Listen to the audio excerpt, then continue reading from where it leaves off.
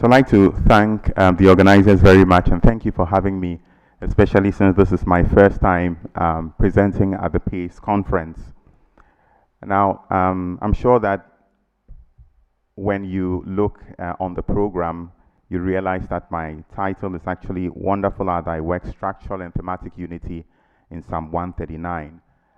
But I decided to rework it slightly differently so that from the PowerPoint you will see that I am talking still about Wonderful Are Thy Works, but I reworked it to read Divine Epistemologies in Psalm 139 and in African Indigenous Sacred Texts. I hope that can still be acceptable. Now, I begin by saying that Psalm 139 has been described as one of the favorite psalms in the liturgical tradition. This notwithstanding, the psalm has posed several challenges for interpreters, and these include questions regarding the transmission of the text, its structure, its genre, and others have been drawn to the psalm by more specific questions such as the use of ambiguity in the psalm, the theme of Adonai's omniscience, or the difficulty in the reception of the imprecations in verses 19 to 22 are some of the problems associated with the psalm. But beyond these concerns, African scholars continue to raise questions on how the biblical text should be read in a way that addresses contemporary issues on the continent, not least of these the ecological question, and respond to the need of the Christian church to find the right language for reflection and theologizing appropriate to this context. This study, using a canonical approach, revisits the continuing debate regarding the structure of Psalm 139 while seeking to respond to the hermeneutical concerns of African biblical hermeneutics. It will attempt to demonstrate the value of bringing the divine epistemology in Psalm 139 into conversation with divine epistemologies in African sacred texts, while pointing out the value for an ecological conversation. The concept of Psalm 139 and its ecological dimension is not in question. In fact, if you just take a cursory look at the psalm, you'll see all the words of creation are there. For the heavens, Sheol, the dawn, the sea, the darkness, the night, light, and so on and so forth. So it's very ecological in that sense. But let me immediately issue a caveat and to say that I do not attempt to ask the question what this psalm is saying about the ecological situation in Ghana or in Africa. In fact, most of our eminent scholars have already spoken at length about that. But rather to ask how or what is the best method of communicating the ecological problem to the African, or in other words, what is the best epistemological approach of bringing the problem of the care of creation to Africans? And this is my hope that by reading the psalm in this way, we might be able to glean out together what ecological implications there might be in Psalm 139, if any. The adequacy of the approach. Now, the quest for for hermeneutical approaches which address an adequate engagement between Africans and the biblical text have been taken up by the continent's foremost theologians since the post-independence period. The urgency of the task was propelled by the need to deal with the imperialist interpretations which are vestiges of colonialism on the one hand, and the ideo-theological baggage of many Western theologians. Western approaches were criticized for the lack of attention to real existential and social issues affecting the ordinary African, while the threat of fundamentalism required a more balanced and scientific engagement with the Bible. So what I'm talking about, for instance, is that in Ghana, let me just give example of two big ecological problems that are happening. So there is an old phenomenon called the galamsey. I just realized that it is even on Wikipedia. You find galamsey, which means actually gather them and sell. And this involves people going to mine for gold. But they do it everywhere, even in the rivers. And they just use mercury or cyanide, to do this. Now, the problem that I'm talking about is that do the ordinary people in Ghana not know that the forests are being destroyed? Do they not know that the waters are being polluted? Everybody knows it. But how do you communicate to them? How do you bring this knowledge to them in a way that brings transformation? And I'm proposing, therefore, a new epistemological approach, a new way of letting them think about the situation, which I'm calling a divine epistemology. Now, therefore, sensitive to the above concerns, I propose in this paper to bring the biblical text into conversation with a particular dimension of African culture, namely African indigenous sacred texts. Geertz has observed that the culture of a people is an ensemble of texts, Geertz 1979. In these texts, according to Leeds-Horowitz, are embedded symbols and signs which the researcher must study to understand how the larger culture operates. Hanks also notes that texts themselves are presented in a wide range. So if we are talking about text, we're talking about oral texts, written texts, transcribed texts. In fact, in Africa, the practice of using, for instance, what he calls text-ingenious objects, beads, linguist staffs, traditional symbols such as adinkra, gold weights, umbrella filials, are used to fix or trap text in a material form. Moreover, these texts, whether they are written, whether they are oral, whether they are performed, whether they are artifacts, are all subject to exegesis, permitting the interpreter to elaborate or expand on the original text. And this is even more so when the text is elusive, opaque, truncated, or otherwise obscure, according to Barber 2003. So the art of exegesis is to expand these laconic formulations and to install the agent and his or her context of action. So how then do we interpret sacred text? We know how to interpret biblical text. We know how to do our exegesis. How about African indigenous sacred texts? How do we interpret them? How do we do an exegesis of these texts? Last week I was with Archbishop Peter Kwesi Sapong. He sends his greetings to this group as an ancestor. And he recommends Turner's approach in the interpretation of such traditional texts. And these include 3 steps. Number one is what he calls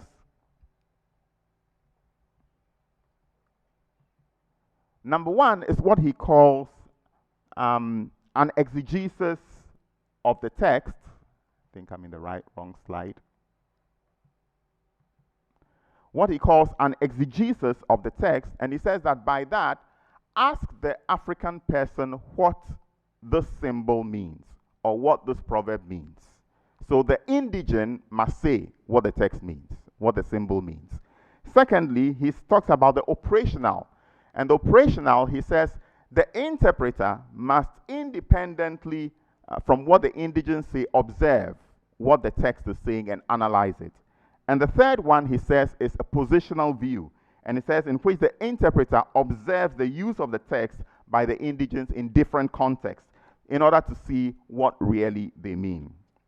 So following an interpretation of the African sacred text, I will then introduce a conversation between the biblical text and the African indigenous text, identifying their similarities and differences, and how both texts engage contemporary African society and its concerns, such as ecology, for their potential transformation of society. Now let's begin then from the psalm itself. So this practically is our psalm, Psalm 139. The discussion of Psalm 139 could begin from one of its most debated aspects, namely the structure of the psalm. And basically, there are 2 extremes. So there are those scholars who say that the psalm is divided into 2, 1 to 18, 19 to 24, and others who say, like Pierre Offray, who says there are several multiple divisions of the psalms. I like to take a middle way, along with a number of scholars who would prefer to divide the psalm into 4 parts. So I have tried to divide it into 4 parts, and therefore I will not go into the reasons why, but let me just go straight away to my first strophe, which is strophe 1. Now, looking at the arrangement of the psalm, without going too much into detail, this is what I see. You see Adonai mentioned once in the first part, and then twice Yada, the verb for knowledge. While in the second part, you have Adonai, and then again Yada, twice. Now, generally, scholars would argue that generally this trophy of the psalm talks about the omniscience of God. Dieu qui voit tout, he who knows everything, he can see everything. But I like to look at the fact that if you look carefully about at the structure of the psalm, you can see actually the repetition of the two words, orach, which is the path, and derek, which is the way. And if you read from Psalms like Psalm 119, which I did extensive work on, you realize that when they talk about the orach and the derek, they are talking not just about a path, but really about the conduct of a human person. What it means is that Adonai, what the knowledge that he has is not just an omniscient knowledge about the whole of creation, but he's particularly interested in the way human beings are behaving. He knows the conduct of the human person. He knows the derek and the orach of the human being. So I think that that is what is at the center. I will not belabor this point too much. I'll move on. Now, in the second strophe, I think that this is where the cosmological or the ecological question comes to full play. You can just take a look at the words. For instance, first and foremost, you have the presence of God in a very anthropomorphic way. So the ruach, the breath of God, his panim, or the panicha of Adonai. You have his yadcha, and then you have his yemencha. So his hands, his might, his face, his presence is everywhere. But what is the quadrangle? What is the world in which God's presence is? Look at it here. It is in between it's between the Shamayim and the Sheol. So from the top, to the bottom, and it's also between the Shahar, the rising of the sun, the dawn, and the Yam. So it is from north to south, from east to west. Now, what I see, and then you have also the temporal dimension. It is a continual presence, so that you have the Or, and then you have the Hoshek. And the Or and the Hoshek have to do with, the time of the day, so that God is constantly present in the entire cosmos. Now, what I see in this second strophe is precisely what I learned from one of the earlier presenters, who talked about the ecology as being the oikos, or the house. So this is the oikos, this is the house, and God's presence is in the house. And in fact, if you read from this strophe, the psalmist is actually trying to run away from God's presence. But God is in the entire house. The house belongs to him. And he's the one who is actually watching to see the way the individual or the human being is behaving in the house. So God is the one who is the householder. And his attention is on the behavior of the human being within this cosmos. Now, we can then go, we'll not belabor this point either too much, but we can then go to our third strophe. And in the third strophe, we shall see that it talks about the creation of the human person. And it begins from the idea of beten. In fact, it talks about how God created a man you created me in my womb, in the beten, and you created my inward parts, in the kidneys, and so on and so forth. And it uses the word asa, which is not the technical term for creation, but that's the term that is used over there. But on the second part, it uses the word for galam, which is the embryo, and then follows it by the repetition twice of the word safar. Now, this is quite interesting for me. God creates not only the physical person, the kidneys, the bones, the atam, and so on and so forth. Not only the physical person, but he also creates the history, safar. In fact, if you go into many of the scholars who write, Hosfeld and Reuter will say, for instance, that the term safar refers to the historical records, or it refers to the daily events. So it's like keeping a diary. So God creates not only the physical person, but he also creates the story, the history of the individual. So God is the one who creates the entire human being. Now, I will not even go to look at the fourth strophe, since I don't have that much luxury of time, but let me rather look at the entire let's say, the structure, the entire structure of the psalm from the point of the theme. So what we have here in strophes 1 and 4 is that God is the one who has knowledge of the human conduct. He has knowledge of the human being's way, the derek, okay, the conduct of the human being. But the human being who is created or who is made by God lives in God's pervading cosmos. And therefore, he cannot escape God's eye on him. God is totally aware of the way the human being behaves in his oikos, in his house. This, I think, is what I glean from Psalm 139. Now, for that reason, I want to pass on maybe and quickly say a few things about how I can relate this to African indigenous sacred text. Now, which particular sacred text am I talking about? I'm talking about this system of texts in African indigenous culture. This system which I'm showing is what we call the Adinkra system of culture in Ghana. And Monsignor is smiling at me because Monsignor knows that this exists also in Côte d'Ivoire. Now, this, I want to propose that this is text and that it is African indigenous sacred text. To the extent, as we have seen, that we should not only speak of text as something that is maybe written, but a number of things, even including oral text. So I want to propose that this also is text. And one of the texts from this system, which I want to propose that we look at, is this particular one called the Ohene Niwa, which can be translated the King's Eyes. Now, the reason, of course, why I have selected this Ohene Niwa, I have 5 minutes, is simply because, like we saw in the first strophe of Psalm 139, God can see everything.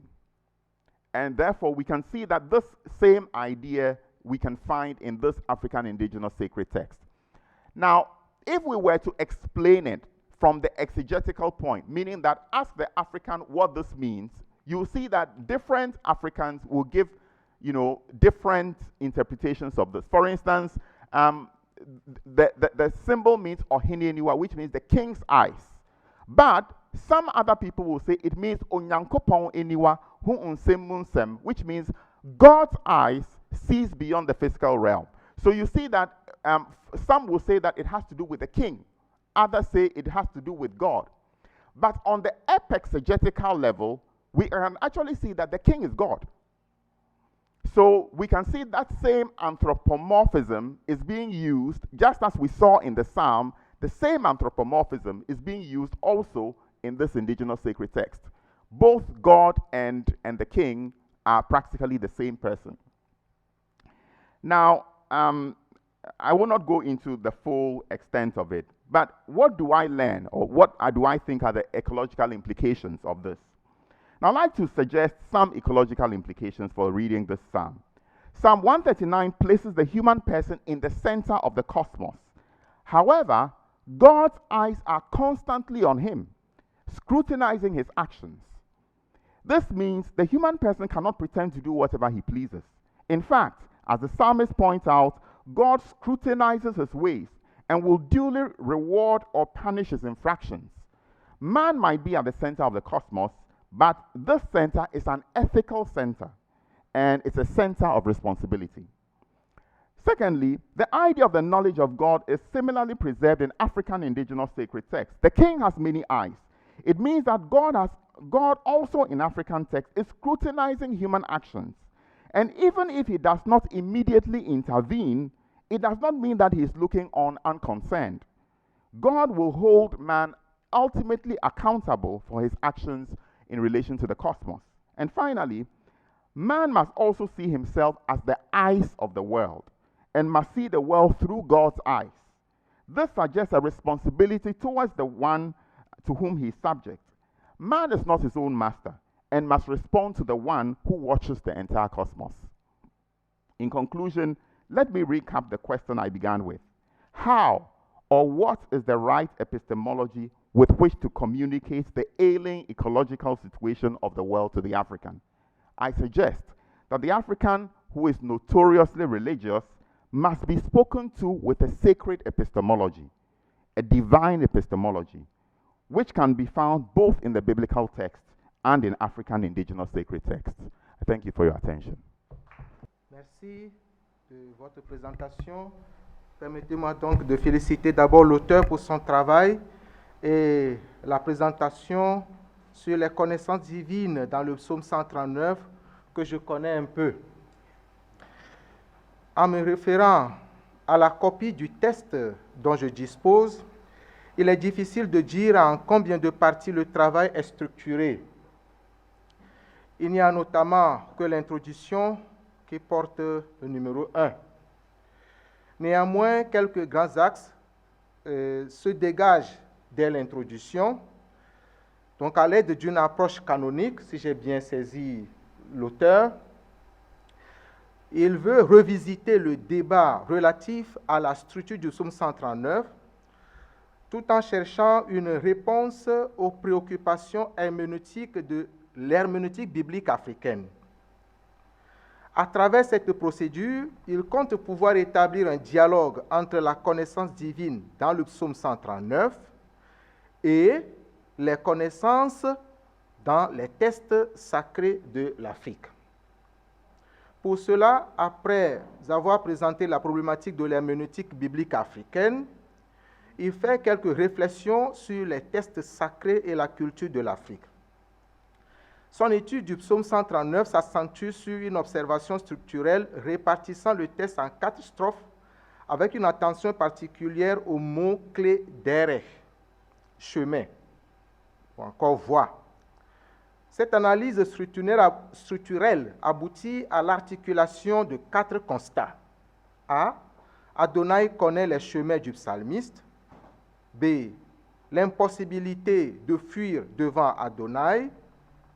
C. Adonai comme créateur de la personne tout entière. Et finalement, D. La voie du mal et le chemin de la vie éternelle.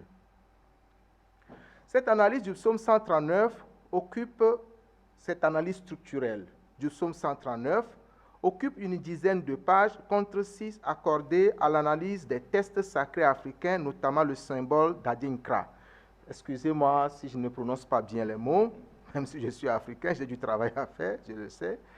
Parmi les nombreux textes de connaissance des divinités dans les textes sacrés africains, l'auteur retient celui d'Adinkra, utilisé chez les peuples Ashanti du Ghana, et bon, vous venez de le dire, probablement aussi de la Côte d'Ivoire. Ce symbole, qui représente un ensemble d'une dizaine de symboles, représente, selon diverses interprétations, non seulement Ohini, le chef lui-même, mais est aussi interprété comme étant l'œil du chef qui, par aphorisme, a la capacité de voir partout au-delà des réalités physiques. Il a une connaissance, Ohini a une connaissance globale de son royaume et comparé au concept de Dieu tout-puissant dans la croyance Ashanti nommée Onyakopon.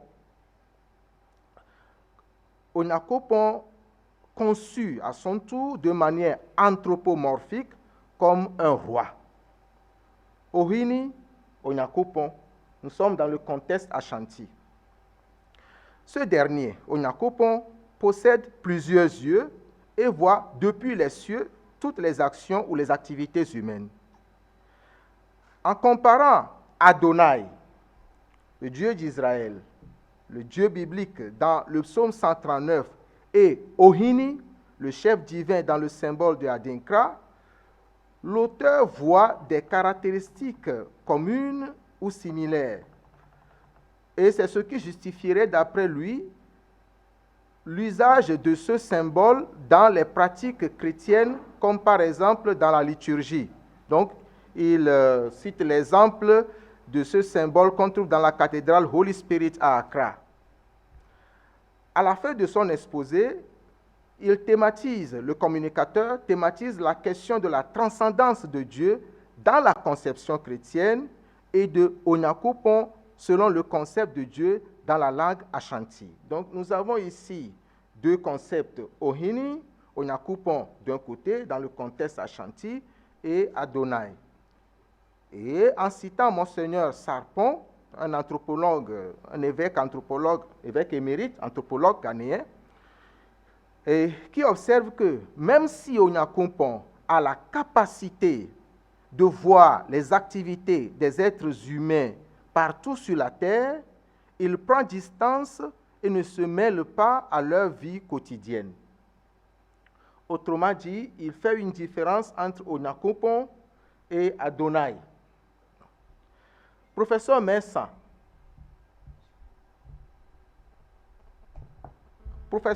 Mensah, l'orateur du jour ici présent, dit que cette remarque peut s'appliquer, cette distance de Onyakoupon par rapport aux êtres humains peut s'appliquer également à Adonai, qui, malgré son omniscience, laisse le mal s'installer et sévir dans le monde, comme se plaint le psalmiste du verset 19 au verset 22. Alors, je voudrais aller rapidement à mes observations, parce que j'ai déjà occupé beaucoup de temps.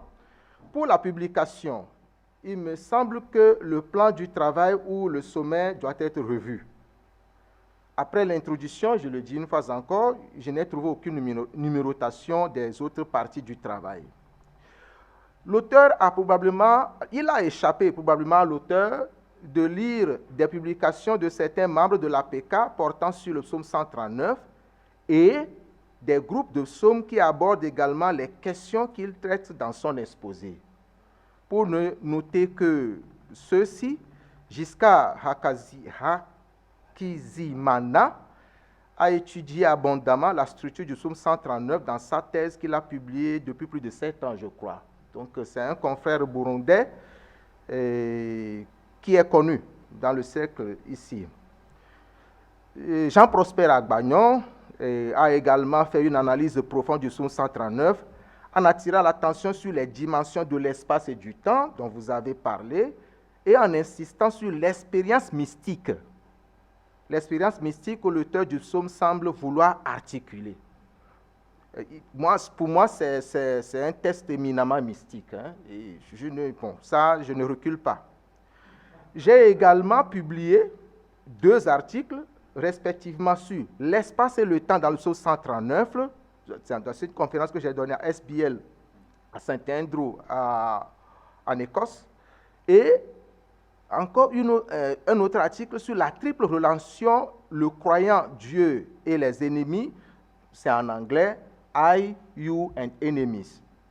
Dans le dernier psautier de David, c'est-à-dire 138 jusqu'à 145, pardon. Beaucoup d'exégètes voient dans le psaume 139 une anthropologie dont l'articulation est unique en son genre, sui generis, dans la littérature vétérotestamentaire. On peut en discuter. Ma connaissance de la littérature ou symbole adinkra étant limitée, je me garde de porter des jugements sur la comparaison que vous faites dans votre travail, que j'admire d'ailleurs. Néanmoins, il me semble que la conception du monde, je dis bien la conception du monde, la relation envers Dieu, qui est une relation vraiment profonde et intime, et la conscience de soi que l'auteur du psaume 139 décrit sont si méticuleusement verbalisées qu'une comparaison avec d'autres textes nécessite, au-delà d'une observation structurelle, une analyse sémantique poussée et une attention aux multiples métaphores dont il se sert. Dans cette optique, naturellement, pour le compte de l'APECA, il serait vraiment intéressant de poursuivre les réflexions en tenant compte des images, des symboles, des métaphores, des mythes que nous trouvons dans le contexte africain. Le sein maternel, la profondeur de la terre, il parle de la création dans la profondeur de la terre, l'embryon, etc. Et c'est ici l'occasion de se poser des questions sur cette connaissance du psalmiste lui-même. D'où a-t-il cette connaissance? Cette connaissance de la connaissance de Dieu, disons, focalisée sur sa personne. Ça, c'est intéressant. Hein. Bon, ce n'est pas une reproche que je suis en train de vous faire, mais c'est une question d'ordre général que nous devrions continuer d'approfondir. Alors, l'auteur décrit une certaine connaissance de soi, mais aussi cette connaissance de la connaissance de Dieu. Bon. Alors, l'omniprésence et l'omniscience de Dieu, sa transcendance que le psalmiste articule, ne sont pas son point final, son point focal. C'est-à-dire, il trouve tout ce qu'il dit là, trouve leur ancrage dans l'attention particulière que Adonai, disons, lui accorde. Après tout, à mon humble avis, il se trouve en quelque sorte au centre du monde. On dirait qu'il n'y a que lui et Adonai, tout tourne autour de lui. Bon. En conclusion, ma question serait de savoir, d'abord adressée à vous-même, mais aussi à tous les grands chercheurs ici présents, comment pouvons-nous rendre ce test fructueux pour, disons, notre préoccupation écologique que nous discutons depuis quelques jours, quelques heures. Merci. Merci beaucoup, Prosper. On sent qu'il s'agit d'un dialogue entre les connaisseurs du psaume 139. Puis je vais vous donner la parole pour donner votre réponse à l'une ou l'autre observation et question soulevée ici. Merci. So I want to really thank the rapporteur for this in-depth reading of the psalm, and I really thank him for the observations which I'm going to take into consideration, especially also for signaling the work that has been done within APECA on this psalm. Pardon me that I did not have access to those works, but I will go back and review them. With regard to the question of ecology, I think that I mentioned that indeed in the paper, maybe I didn't bring that out, in the paper which I submitted, I didn't bring that out sufficiently. But in this relatio, which I just gave, I try to say that my focus will not be so much to answer the question, what this psalm teaches us, for instance, about the ecological situation in Africa today, but rather to ask the question, how shall we speak about the ecological situation to the African today? And the reason being that, like I said, it's not that the question about the destruction of the environment is lost on the African. Every African can see it. When you go to your village, the question is, why is it that in spite of what is going on, which everybody is aware of, it doesn't seem as if we're ready to do anything about it? And I'm suggesting that to the extent that this psalm uses a certain sacred epistemology, that is, if you speak in sacred language, perhaps you'll be heard better. I remember Professor Luke's presentation here when he was talking about the Spirit and saying that, for instance, Pentecostalism has appropriated the Spirit as a way of dealing, with so many issues, including, for instance, an ecological problem. And this is perhaps the same thing that I'm saying, that is it possible, for instance, to leverage not only on the biblical text, but also on African traditional sacred texts to engage the African in a way that makes him able to accept the ecological question? That perhaps would be my reaction. Thank you. Alors, il y a beaucoup de mains qui se sont levées. J'en vois déjà 4. Nous prenons 5. Nous prenons toutes ces questions et vous allez essayer de nous faire une synthèse de réponse. Merci d'avance. Monseigneur Leblanc. First of all, I would like to thank Father Mensah for his contribution. On this occasion, I would like to point out something very important. It's what he calls African traditional texts. It's very interesting to settle a dialogue between the biblical text and African traditional text. This is very important. And I think we need to innovate in that line. But I would like you to explain to us what African, leave alone African, traditional text means. Let me give you an example. Do you know this symbol? Just try to see. We have it in common. Yes. Two crocodiles. Yeah. Right. Now, this symbol can deliver so many messages. So, to have the message the symbol is delivering, I need a saying, a proverb, or something else. Let me give you two examples. When I see this message, I can interpret it in many ways. But if I hear, I see a saying here, Yenkabi, which means let us not bite each other. Ne nous mordons pas les uns les autres. The crocodile has a mouth with teeth, the same, since we have two crocodiles combined.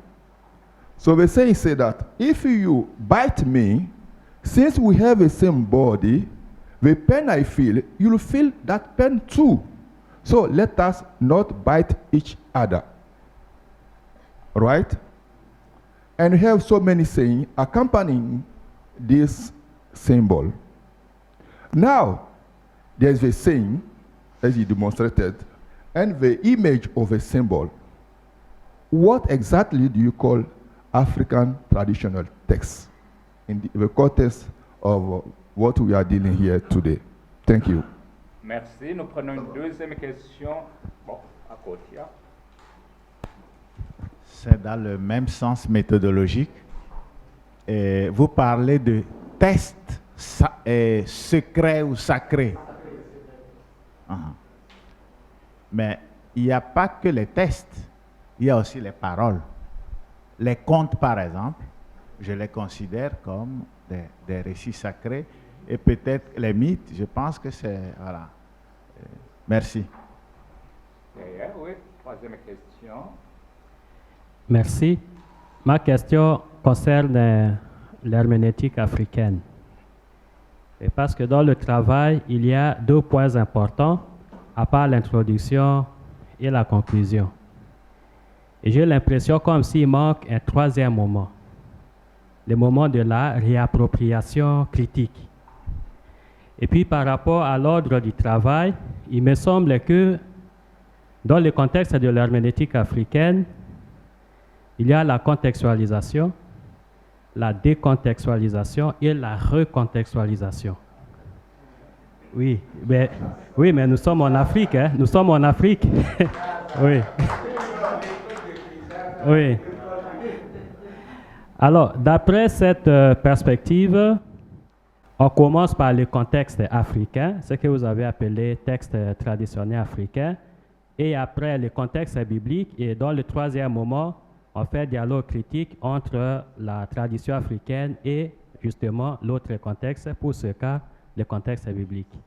Et donc, ma question est la suivante. Ne trouvez-vous pas que les deux points nous laissent un peu dans la soif? Il faut un troisième point de la réappropriation critique pour faire ressortir un peu les différents éléments que les autres ont essayé d'évoquer. Merci. Merci beaucoup. Professeur Kabasele. Bon, merci Michael pour votre texte. Bon, j'ai compris une chose. Hein. On a fait, moi-même, j'ai fait la critique à Nicodème. Je vois maintenant qu'elle était injuste.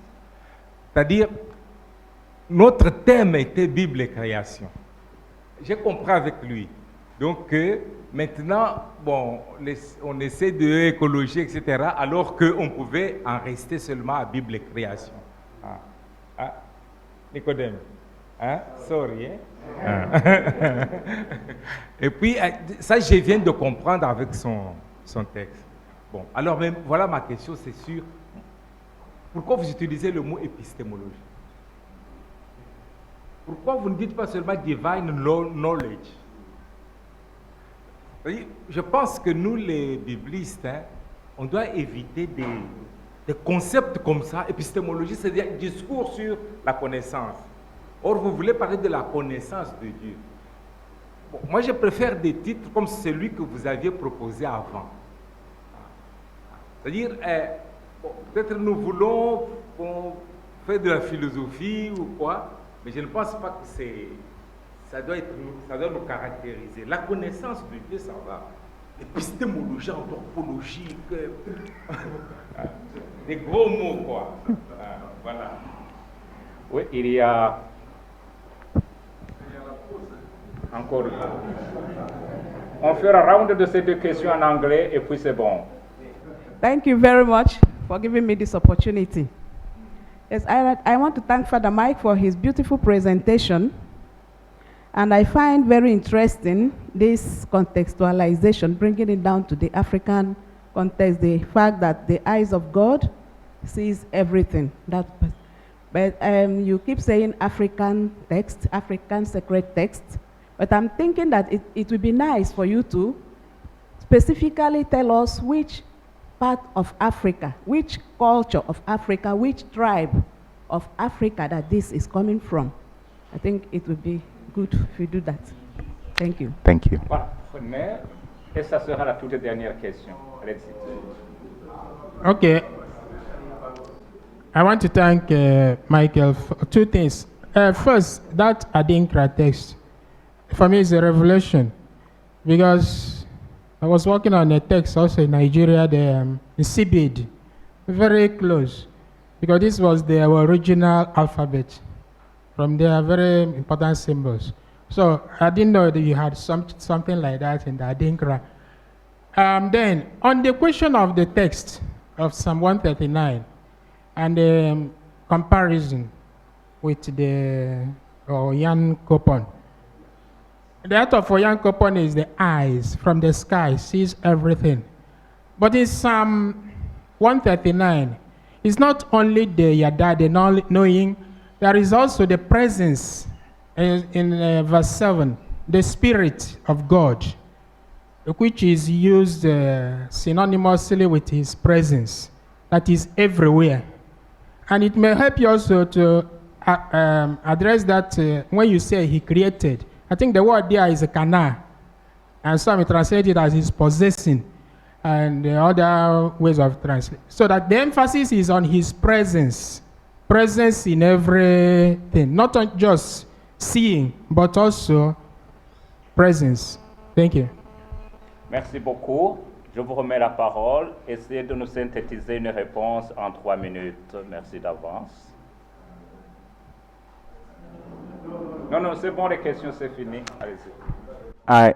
I think maybe I shouldn't even attempt a response to all the questions, but just to acknowledge what has been said and to thank you. And I will definitely integrate these ideas and try to respond as I try to improve the final text.